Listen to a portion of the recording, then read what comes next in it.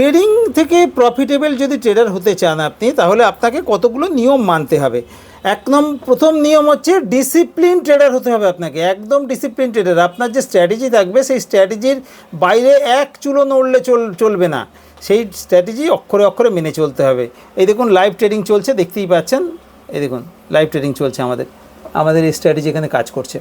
আমাদের যে অ্যাডভান্স 916 এই যে স্ট্র্যাটেজি আছে, সেই স্ট্র্যাটেজি দারুণভাবে কাজ করে। সেটা 15 minute candle, 10 minute candle, 5 minute candle বা 1 মিনিট ক্যান্ডেল, সব ক্যান্ডেলেই দারুণভাবে কাজ করে ট্রেডিং। এবং খুব শান্তিতে চুপচাপ বসে ট্রেডিং নেওয়া যায়, কোনো হুটোপাটার দরকার নেই। দেখুন ট্রেডিং চলছে, আমার কোনো প্রবলেম নেই, নিশ্চিন্তে আমি ভিডিও করছি এর সঙ্গে। দেখুন রানিং ট্রেড চলছে কিন্তু আমার, এই দেখুন দেখতেই পাচ্ছেন। ট্রেডিং করতে গেলে আপনাকে ডিসিপ্লিন ট্রেডার করতে হবে, একটাই সেটআপ ব্যবহার করতে হবে। এবং আমি মনে করি, মানে আমার মনে হয় মার্কেট উপরে যাবে, আমার মনে হয় মার্কেট নিচে যাবে, এই শব্দের কোনো জায়গা নেই। মার্কেট সর্বেসর্বা, মার্কেট যেদিকে আমাদের নিয়ে যাবে আমরা সেদিকেই যাব, এই নিয়ম মেনে চলতে হবে। আর কারো থেকে কোনো জায়গা থেকে টিপস কল নিয়ে ট্রেডিং করার চেষ্টা করবেন না, আপনি প্রফিটেবল ট্রেডার তাহলে কোনোদিন হতে পারবেন না।